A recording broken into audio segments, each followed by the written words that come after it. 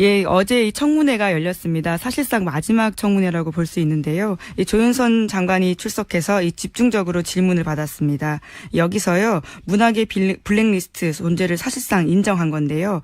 이용주 국민의당 의원이 이 끈질기게 추궁을 하자 이 조윤선 장관은 블랙리스트 존재에 대해서 올해 초에 확인했다 이렇게 이야기를 했습니다. 다만 자신의 이 책임 소재에 대해서 좀 예민하게 반응하면서요.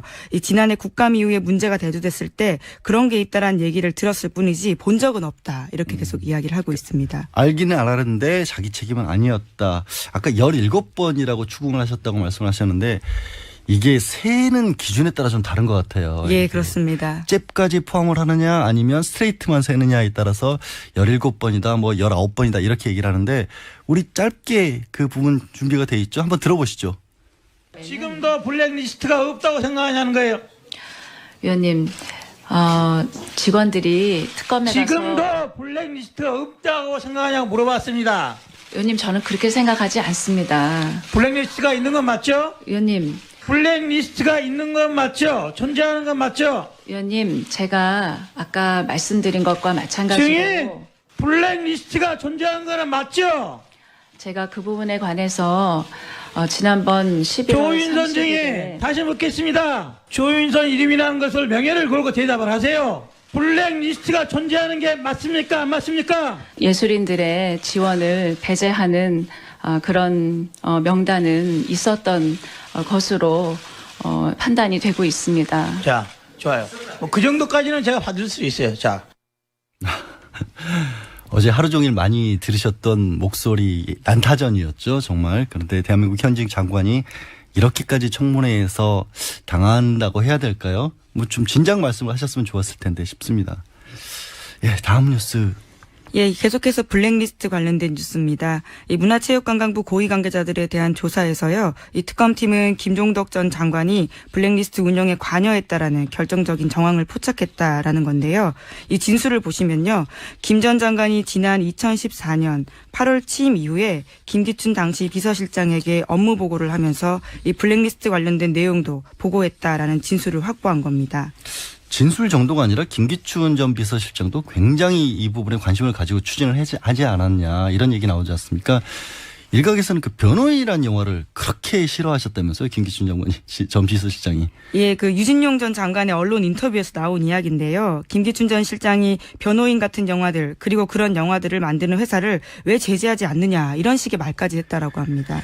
제가 개인적으로 양우석 감독, 변호인 감독분하고 친분이 좀 있어요. 근데 이 분도 사실 그런 부분을 굉장히 걱정을 했나 봐요. 그래서 첫 번째 시사회 때 첫 일성이 뭐였냐면 이 영화는 대중영화입니다. 네. 뭔가 색깔을 가지고 입혀서 보지 말아주시면 좋겠습니다. 라고 얘기를 했는데 나중에 또 걱정을 했어요.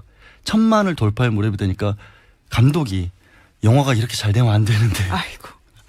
네. 사실 근데 양우석 감독 같은 경우에는 그 인터넷 사이트 웹툰 같은 거를 그 전에 만드는 작가로도 활동을 했었고 정치적 성향이 딱히 어느 쪽에 있다라고 분류하기 어려운 사람이거든요. 예, 개인적으로 예. 제가 이건 알기 때문에 드리는 말씀인데 왜 그렇게 변호인 영화 때문에 정권이 무너질 걱정을 하셨는지 참 이해가 안 갑니다. 네, 다음은요.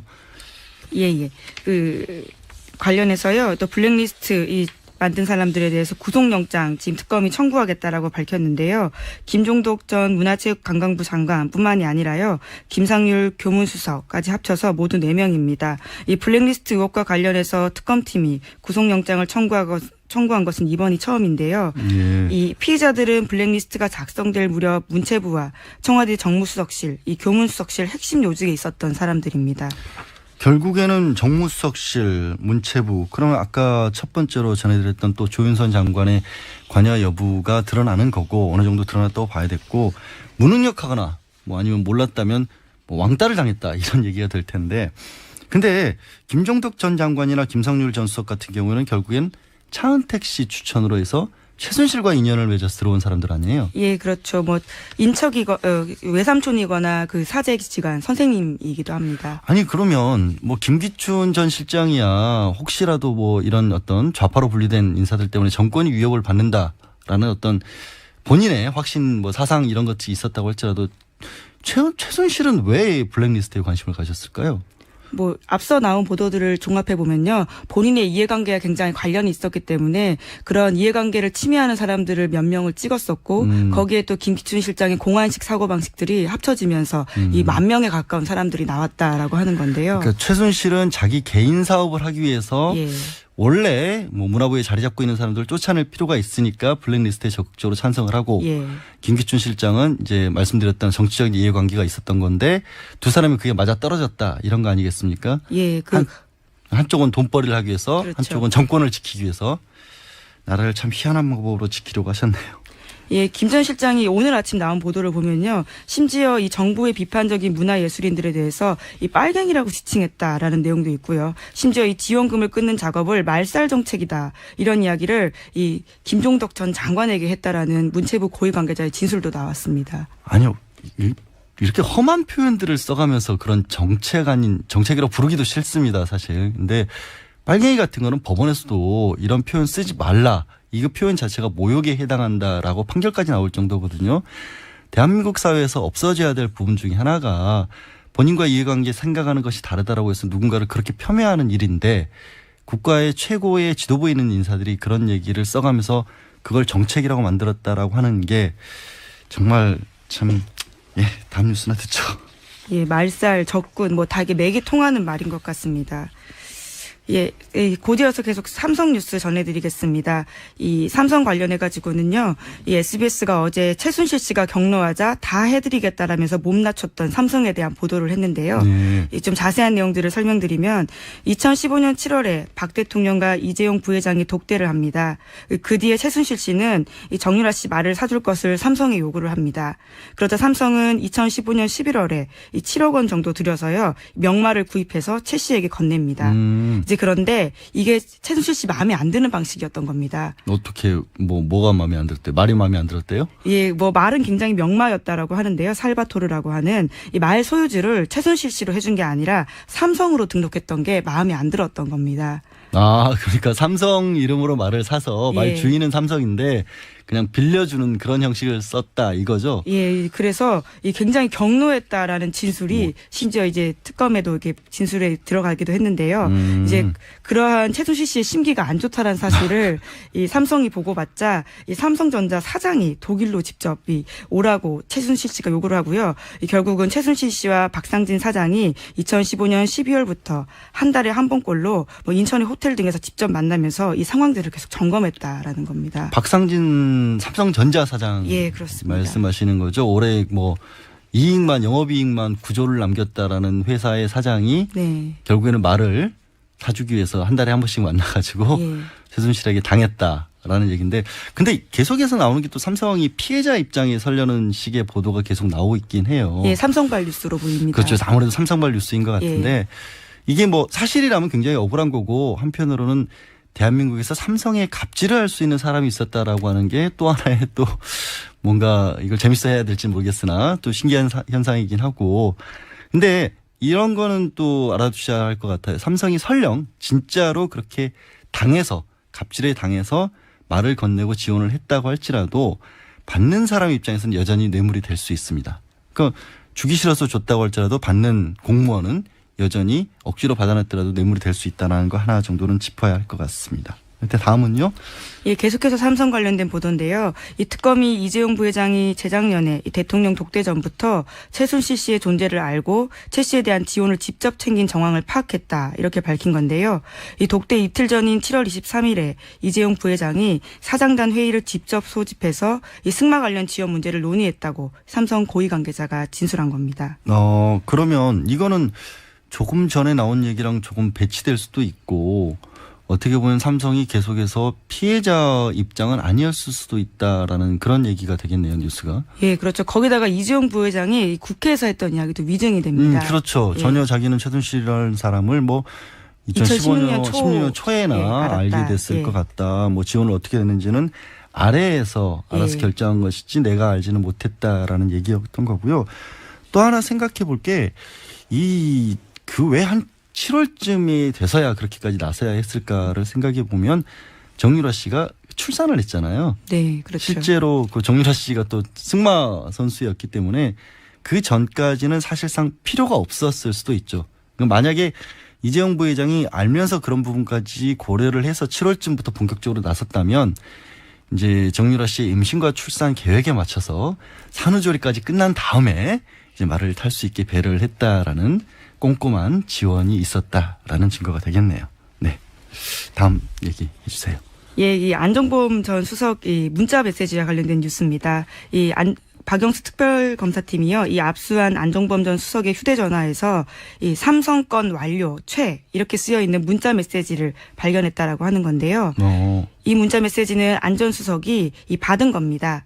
이제 그러니까 거기다가 전송 시점도 굉장히 좀 집중이 되는데요. 이 박근혜 대통령과 이재용 부회장의 독대보다 닷새 앞인 2015년 7월 20일 무렵이거든요. 이제 그런데 이 특검팀은요, 이 문자가 최순실 씨가 보냈을 가능성이 높다라고 보고 있습니다.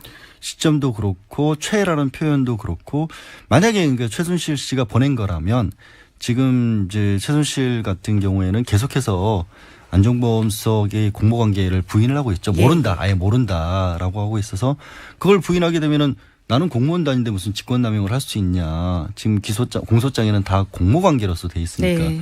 근데 그거를 깰 수 있는 강력한 증거가 될 수도 있겠네요. 예. 또 그 다음은 어떤 거죠?